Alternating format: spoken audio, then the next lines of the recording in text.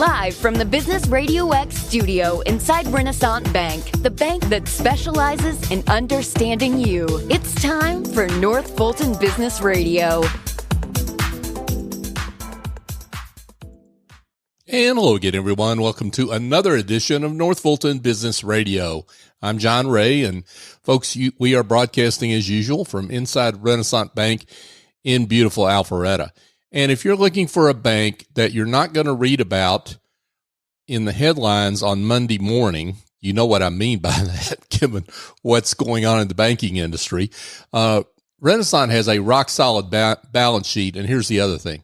They're big enough to handle pretty much any need you can throw at them as a business, but they're small enough to deliver it in a personal way. Yep, you can get all those things at Renaissance. I know this from personal experience. So go to renaissancebank.com to learn more, and I think you'll be glad you did.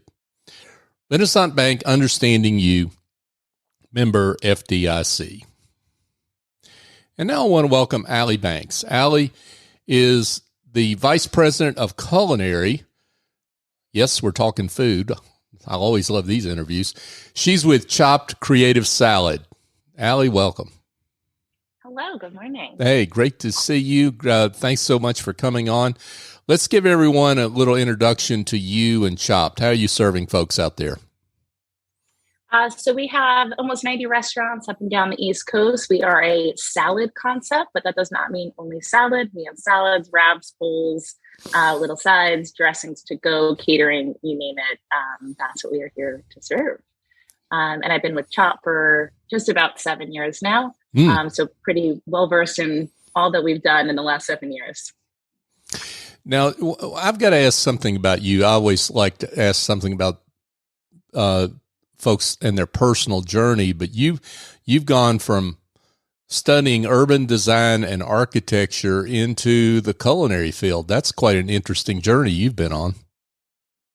Yes, it was a time-consuming and expensive journey, but well worth it. I started out in college studying architecture, and then I worked in real estate development. Wow. So I was a project manager on a very large commercial project here in New York. And I think a lot of it now, it sort of lends itself from that experience and then all the food experiences I've had since. I'm a project manager, but for menus instead of building. So yeah, a little more fun. Well, and nothing's wasted, right? I mean, you get something from every experience you have, and that's oh, absolutely. Right. Yeah.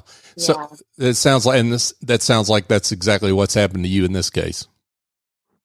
Definitely. I mean, I've kind of bounced around in different roles before I landed at Chopt, and, with every experience, learning something that is tangible to my day-to-day life now, which makes my job now very fun because it's not the same thing day in, day out. There's always a little curveball. So yeah, for sure. Well, let's talk specifically about Chopt. So give a little bit of the background of this concept, when it got started and how, and what's the differentiator that you see? Yeah. So Chopt is 22 years old. So certainly not a newbie. Our founders, Tony and Colin, went to college out in the Midwest and did a cross-country road trip, and generally just, you're not getting a salad as a meal in, the late 90s. So they thought their way through this, put together a business plan, and we opened in January of 2001. I actually live 1 block away from our original location. I stop by there just about every morning. It is still going strong. It's really amazing to see that there's still a line out the door for lunch every day, just as it was in 2001. Amazing journey. Yeah, that's terrific. So at a certain point, it sounds like there was a decision made to go beyond that more kind of local location and expand across the East Coast. Talk about that particular decision set. Yeah. So we, it's grown in New York. We started in New York, opened a few locations, and then when we started to expand, we went south. So saw the opportunity for growth in the DC area. So we started building out Maryland, DC proper, and Virginia. And then we've worked our way south. There's a few locations north now in Connecticut, but most of the last 20 so years have been moving down south. So we went from New York to DC, DC to North Carolina, and then we opened Nashville, Atlanta, and Birmingham to kind of build out the South. And more to come. There's plenty of locations that need salads, and hope that we are welcomed into those communities. Yeah, for sure. So I want to get back to Atlanta specifically. Obviously, we've got a big interest in that particular topic, your locations here in Atlanta, but let's talk about the menu and what one of the things that you said that I'm sure perked everyone's ears up is not just salads, but it's more than salads. So let's explain both of those.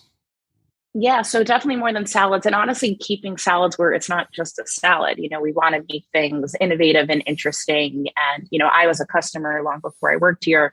I still get a new salad. So we rotate our menu, our core menu pretty often, but we also introduce local ingredients and interesting partners to kind of keep things fresh and interesting and fun, honestly. It would be very boring to have the same salad every day for 22 years, but our menu has made leaps and bounds beyond that, original menu. And I think the biggest change, we've always had wraps, which is a really nice on the go. I'm kind of always moving around, so I'll do a wrap just so I can kind of be in transit with my lunch.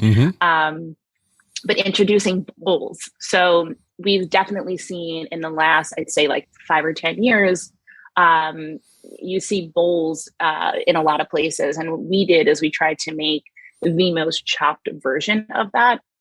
So, our salads are innovative, but I think we really lead with dressings. Our dressings are unique. They're fun. They change from time to time. We're about, a week away from introducing a summer menu, and that summer menu is bringing back a favorite dressing. We have basil Caesar coming on. So say you love a classic Caesar salad, like you can switch it up for the summer and have something seasonal, local basil that makes it interesting without being, something totally out of left field. And when we introduced our bowls, we really tried to make those kind of fit in that mind space. So we do double dressings. We dress our grains. We put our protein on top of that and keep the bottom nice and warm. And then we put all of our fresh ingredients on top. So for instance, in Atlanta, we have local kale. So there is like shredded kale that gets marinated with a little bit of lemon juice and olive oil, local year round. And then we get another drizzle of dressing because we want to make sure that there are layers of flavor and that you want to dig to the last bite from the bottom of that bowl. And that's really important to us. And I think that sets us apart. I eat a lot in the fast casual space, and I still always crave Chopt on a Monday. I love that. So, and I'm glad you brought up dressings because that was one of the things that one of the things of several that stood out to me is you do have some unique dressings. I mean, just to give folks some examples, smoky bacon Russian, that's a new one on me. Chimichurri ranch, that sounds pretty fascinating. And sweet and smoky chipotle vinaigrette. Wow. I mean, and I'm just, I mean, and there's quite a selection here too. It's not just, there's 20. Yeah. I mean, so yeah, you could be paralyzed by indecision once you get to the dressing choice, right? I am that person, actually. I've been doing this for a long time and I have my favorite dressings, of course, but I like to mix them up. So when you talk about chimichurri ranch, I love our chimichurri ranch because it's super punchy and it's got a lot of herbs in it. So it's very herbaceous, but I think it pairs really nicely with our Mexican goddess, which is an avocado-based dressing. There's a lot of fresh greens, tomatillos, jalapenos in it, and that's laced with a whole bunch of cilantro. So those two marry together so nicely. So I'm not just a one dressing. I got to go 2 at a time. I do our Caesar and our lemon tahini and kind of mix it up. But that's just me. Sometimes you want to keep it simple. Sure. And if you fall in love with a particular dressing, you can buy a bottle. You sure can. So I actually think that smoky bacon Russian you were talking about, It's delicious. And if you like, that's my sister-in-law's favorite dressing. She's eating salads with that. I actually love it on a burger. Like we're going into grill season. I buy a bottle. You can, if you do it digitally, you can kind of just click the button and throw it on, or ask in restaurant. They all cute little drawings on them. And you throw that in your fridge. When you grill a burger and put a little smoky bacon Russian on it, man, it is one delicious bite. Oh, wow. It's getting you hungry. Yeah, I was going to say it's kind of coming up on mid-morning, and I'm not ready for lunch already. So let's talk about the bowls, and I'm just curious about how your team comes up with those different combinations, because some of the combinations you have are fascinating and unique. Yeah, so I think what's the biggest power that we have is experience. We have a long tenured team, so we know what our customers have been looking at for a long time and how they work our menu, and when people trade something out and what they're doing, so we kind of know what they're looking for. Mm-hmm. And then there's a lot of eating, so there's certainly a lot of Excel, and I sit at my desk and I look at a lot of numbers, but we're out there eating. We know what the competition is doing. We know how we can do things better, how we can do things differently, and still deliver what people are craving. So when I think about, like our Mediterranean tahini bowl, that brings in our lemon tahini dressing. We have an incredible partner on that. We're using seed and mill tahini, really, really quality stuff. And then we're layering that with really bright ingredients and topping that with a vinaigrette. So like with each bite, you're getting, great texture and flavor so that you really do want to eat the whole thing. And we think a lot about that. So when we're eating other concepts, if it's something that you do want to eat the whole thing, why, and what you're looking at in that to have it make sense for your lunch or dinner experience. And then if you don't want to eat it, why not? Was the rice dry? Were the grains kind of sad? Was the dressing punchy enough? All of that comes up, I think, in a way that we think about it. So that you don't have to. You're not thinking like, oh, this needs a little more acidity. Like this needs a little more crunch. Like that's my job. So you just get it, order it, enjoy it. Yeah. And that's the end. Yeah. Yeah. And there's always, unfortunately, I haven't yet been to one of your locations. I'm going to change that real soon. But one of the things that I noticed in just looking at the menu is how some of the, like I was looking, for example, the Chinese chicken bowl. So the Chinese chicken bowl, now that sounds like something somebody thinks, well, I've already had something like that. But there's some pretty unique ingredients in there. I mean, like you've got the broccoli in there is roasted. So, I mean, there's some great touches that you've got in the composition of the bowls themselves. Definitely. And like, I like to hear that you say that, that's something that you're familiar with, because then you go into a restaurant and you're looking on the menu and it seems approachable and like, oh, I know generally when I'm going to get there. So I'm going to order that. Mm-hmm. We roast our broccoli in-house. It's really super delicious. Some nice caramelization there, little nutty flavor when you're eating it in your bowl. Mm-hmm. And then I think our dressing is way better. So our dressing sort of takes a lot of that, very like sweet, sort of like this gingery dressings that you see a lot. And ours is sweetened with orange juice. So there's sort of a brightness to it and the balance of flavor that it does have sweetness, but it's not saccharine sweet. And it actually tastes like something. It's not just sugar. That orange juice really, it lends itself to wanting the whole thing and not necessarily knowing why it's so delicious. Mm-hmm. The marriage of that brightness and sweetness from the orange with fresh ginger and toasted sesame is beautiful. Like I do want to eat the whole thing. Yeah. I hope you do too. Yeah, absolutely. Absolutely. Well, I know the location I'm going to go to because it's in Sandy Springs, not far from where our studio is, but you've got 6 locations in the Atlanta area currently. Did I get that right? Yeah. So there's 6 right now. We're in Choco Hills, Perimeter, Peachtree, North Buckhead, Kingsley, mm-hmm. and then the East Cobb. Yeah. Right. Well, and plans for further expansion in Atlanta, or where do you stand on that? Always. Yeah. Our real estate team is always kind of scoping out the best places to be. And honestly, trying to get a really good footprint so that wherever you are, that you're nearby to a Chopt. There's a lot of room to grow, which is really exciting. Mm-hmm. And you're not just some people have the impression that a fast casual concept like yours is really kind of primarily lunch only, but that's not the case here in terms of the hours that you're open. Yeah, definitely not just the case for lunch. We definitely see, I even think of how I eat. A lot of times I'll eat a salad for lunch and a bowl for dinner, or if I want something more substantive, I'll have a later lunch and then I want a lighter dinner, so I'm going to eat a salad. But honestly, our salads are pretty big. So they are definitely substantive enough for dinner if you want to go that route. I know that I see in a lot of our restaurants that I'm in and out of is that like post-gym crowd, or kind of on the move and you grab a wrap. But I love having a salad for lunch. I will have a salad today for lunch, and then I will likely have a bowl for dinner, just because there's something to having like something warm at the evening time that I really appreciate. But yeah, there's definitely not a day part that wins over others. And depending on the location and what's going on in their shopping centers, we see that move just a little bit. And your connection with Georgia is not just in terms of locations, but it's in terms of local partnerships, in terms of where you source produce. Yeah. You mentioned kale earlier. Talk about how you do that here, not just in Georgia, but in the other markets you're located in. Yeah. So I think that the way that we like to start is really becoming a fixture of the community. We want our customers to be coming in and see us as local. Like, we're not this big powerhouse in New York that we don't go to any of our restaurants. I've been, I think, to all our Atlanta stores except for East Cobb.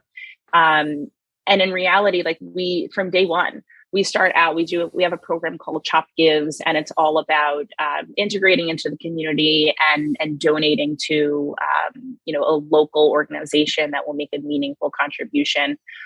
So we started out, I'm going to totally blank on when we opened our first location in Atlanta, but it's a while ago now. Like I think probably 5 or 6 years ago, I was definitely around for that one. And we've donated almost $20,000, with each time we open a restaurant. Chopt Gives not only serves as a way for us to take all of those sales dollars and donate them to, folks on the ground, but it's a really fun way to get into a community. It's our last day of training for our team. And you get everybody that has been excited about an opening coming in. And it's an incredible energy to kind of launch it off. So that's how we kick it off. And then day to day, of course, we're on the East Coast, produce is seasonal. So depending on the time of year is where things are coming from. Sure. Atlanta has, a much longer growing season than New York or DC. So we tend to see local things for a larger stretch of the year. So I did mention kale earlier, but sneak peek, you guys are about to get peaches in your summer salads. And they're coming from genuine Georgia farms, which is awesome. Like, that is a signature item. So of course we want that to come from local soil. And we love to see it. And we love to kind of pick those farms out and figure out who we're going to work with. Yeah, that's terrific. And you're dealing with artisan partners around the world too, for that matter, in terms of how you source. Yeah, so we definitely do, our limited run salads will highlight who that partner is, but we have core menu items that are used. I think earlier I mentioned cedar mill tahini goes into our lemon tahini dressing. We use Sonoma Creamery Parmesan quinoa crisp. They're in one of our most popular salads. It's a really nice way to get a beautiful crunch in a salad that's really flavorful. It's made with Parmesan cheese and quinoa. It's awesome. And we kind of handpick those ingredients so that we can represent the best of where things are from. Like right now we're working with an olive oil producer. It's a lemon crush olive oil out of California. And you don't see that anywhere. And it's a really special process. And we like to be able to highlight that. And I, little sneak peek on having your basil Caesar come back and your peaches come in for summer, but we're working on our fall menu now. And it is so good and so exciting to have some amazing partners that we get to tee up for you guys in two really great dishes. Yeah, that's very cool. Folks, Allie Banks is with us, and she is with Chopt Creative Salad. I didn't really realize until we got into the interview how creative you really are as a company, because that's definitely what I'm hearing. So you're not overselling yourself there at all, Allie. That's terrific work you're doing. So let's talk about the Summer VIP Challenge. Yeah. So I would start out by saying download the app. If you're a salad person, you can rack up those points. You get your free salad. I do it, and I'm getting my free salad just like everybody else. But we do a special thing in May. So this is actually National Salad Month, and we're doing our Summer VIP Challenge right now. So if you order 4 salads in May, which is pretty much weekly, or if you're just starting out, you can binge eat salads and bowls all week. Mm-hmm. We'd be happy to have you. Mm-hmm. And by the end of the month, if you get those 4, you do get a free salad. So it all contributes to your points overall, but you get that extra dish in there, which is really awesome. Yeah, terrific. So let's talk about what you talked about the idea of wanting more locations in the Atlanta area, but just talk generally about what the future holds for Chopt over the next few years. What do you see? I see a lot more sort of like tech integration. We've been looking at restaurants that have really incredible and intuitive kiosks of how we order, which really helps us with accuracy and giving customers what they want. There's a beautiful visual component of how it's all built out. So when you're on our app or you're in a kiosk and restaurant, that experience is amazing. It's quicker, easier, and more accurate than kind of yelling over a line. I think of a lot of our Midtown Manhattan restaurants and what the energy of that was pre-COVID. And I feel like this is sort of the wave of the future of how we look at restaurants. And then also what our sustainability looks like with each